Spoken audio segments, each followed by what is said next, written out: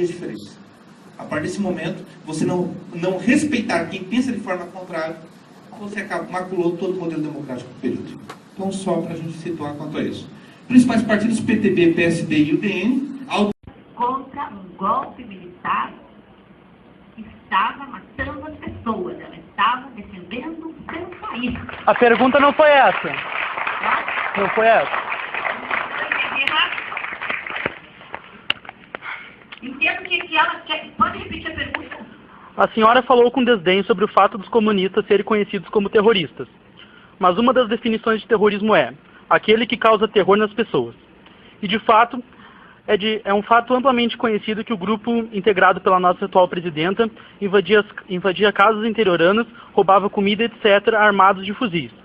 Quando alguém aponta uma arma para a sua cabeça e ameaça estuprar a sua família, na sua opinião, isso não é terrorismo? Não, eu estou te dizendo, não, é ação guerrilheira armada buscando proteger o país. Então os fins justificam os meios? Não, esse também é um debate difícil de fazer em 2 minutos, né? Mas enfim, a minha opinião é, não é terrorismo. Terrorismo é quando praticam ação de violência sem nenhum tipo de projeto. Bom, obrigada. Entendeu? Isso é o terrorismo. Digamos assim, eu fiquei doida, agora eu vou ali explodir uma bomba ali. Não tenho nada aqui em questão. Isso é terrorismo. Então, isso é terrorismo. Para a senhora... Vai ver isso, não para mim. Você vai ver isso em vários autores que especificam o que é o terrorismo. São conceitos. É um dos conceitos da filosofia. O que é terrorismo? É isso. É uma ação de violência inútil, sem propósito, sem projeto. No caso das guerras, é impossível, gente, numa guerra, numa guerrilha, num movimento de libertação, a gente andar como anjos. Os milicos vêm com arma e as pessoas têm que ir com arma. Quando o grupo da Dilma, ou sei lá quem mais, andava por aí no interior, no Araguaia, armado, eles estavam sendo caçados, eles tinham que se proteger. Quem é que disse para você que eles entravam e roubavam as coisas? São versões. Não, existem testemunhos. Bueno, alguns grupos fazem isso. Se tu for, eu estudo as Farc, por exemplo, que é um grupo guerrilheiro que tem na Colômbia desde 1960. Existem muitas facções, existem muitas colunas das Farc que fazem coisas horrorosas, que se mancomunam com os narcotraficantes, que estupram mulheres, que praticam violência. Isso não significa que as Farc, como uma proposta de governo para a Colômbia, seja terrorista. Significa que uma determinada facção, uma determinada direção, um determinado comandante comete esses crimes. Mas para a senhora... As pessoas não são inocentes e os guerrilheiros à esquerda não são feitos só de gente boazinha, gente. A gente tem que entender que é a luta de classe, companheirada, né? Mas enfim, não quero ficar discutindo contigo aqui, eu acho que respeito os colegas que tem mais para falar. Depois até a gente pode falar mais sobre isso. Então eu encerro minha... Como não tinha antes, então esse espírito de classe... E houve também, com o fim da União Soviética, que é um assunto que eu não vou entrar, né? Mas era bom, mas um dia a gente entra, porque foi uma pena ter acabado, e acabou por causa dos erros que cometeu. Mas na hora em que a União Soviética acabou a bipolaridade no mundo. E aí não foi por acaso que a partir dali se implantou o que se chamou de neoliberalismo, né? Thatcher, né? E aí, o que era o neoliberalismo?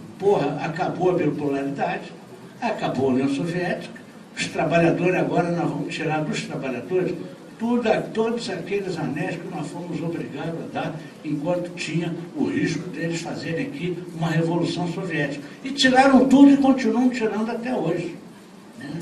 E arrefeceram o ânimo dos trabalhadores, agora está voltando, e criaram ideologicamente também degeneração sindical. Não é que eu não vou aqui falar de central nenhuma, porque isso não é um problema das centrais brasileiras A, B ou C. Isso é um problema mundial.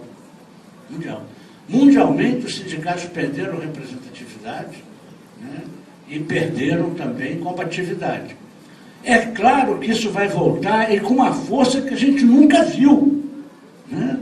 Os sindicatos continuam sendo um instrumento atual e que vai ser útil muito daqui a pouco. Porque com o agravamento da crise do capitalismo, vai aumentar a repressão, eles precisam tirar direitos dos trabalhadores, tem um processo de fascistação no mundo, mas vai ter um momento em que a luta de classe vai se acirrar de tal maneira que os sindicatos vão ter um protagonismo fundamental nessa luta. Essa é a minha aposta.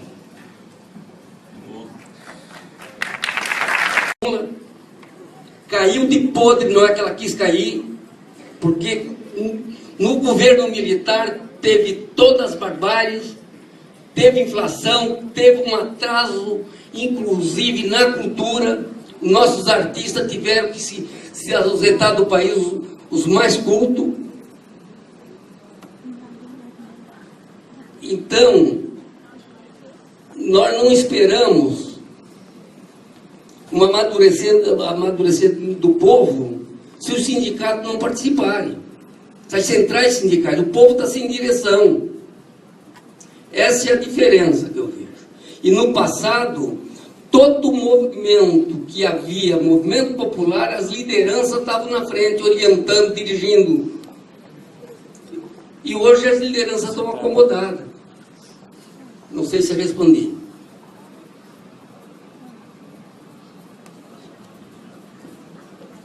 Eu vou passar aqui para o Ivan, que ele acabou deixando a pergunta do Arlindo, acabou esquecendo aí. Eleitorais que tentaram corrigir pelas eleições o processo. Nossa, é muito recente. E aí, vocês mais novos, e aí a gente tem o processo de contestar, mas a gente esquece isso. Esquece esse período histórico, esquece da conquista democrática, esquece de valorizar que esse processo hoje, inclusive de poder combater os problemas que existem hoje, era algo que não havia no regime militar. Que se abrisse não tinha corrupção no regime militar. Se alguém abrisse a boca, 7 palmos só resolveria o problema. A imprensa denunciaria alguma coisa? Os casos eram muito piores. Esse mulher não tinha liberdade nem dos meios de comunicação, como não tinha liberdade do povo. Estava longe do povo de qualquer tipo de controle. Freitas Goulart não era comunista, não era socialista, não era de esquerda. Era um nacionalista de centro. Tá? Era um nacionalista centro. Centro partidário nacionalista. Vinculado a setores agrários. Mas era um nacionalista. Herdeiro de uma linha populista getulista. Para aquela época era um avanço. Mas a gente não tem que ter nenhuma ilusão quanto a isso. Muitas vezes, não vamos dizer, era esquerda, não, era nacionalista. Um setor de nacionalismo, pelo menos democrático, no sentido do termo.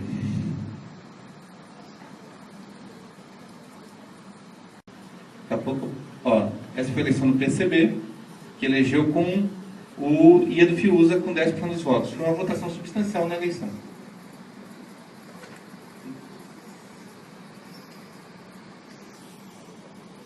Onde é que eu estou perguntando?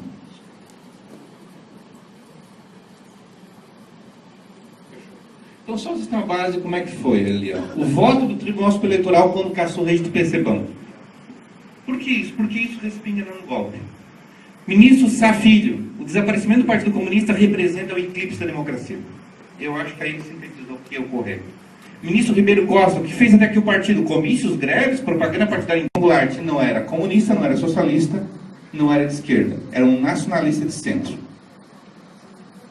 Tá? Era um nacionalista centro. Centro partidário nacionalista. Vinculado a setores agrários. Mas era um nacionalista. Herdeiro de uma linha populista getulista. Para aquela época era um avanço. Mas a gente não tem que ter nenhuma ilusão quanto a isso.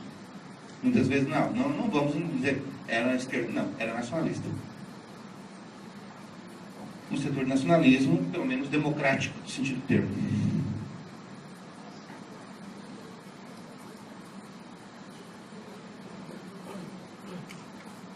O golpe foi em 64, e aí a professora Mônica já levantou, a Revolução Vitoriana.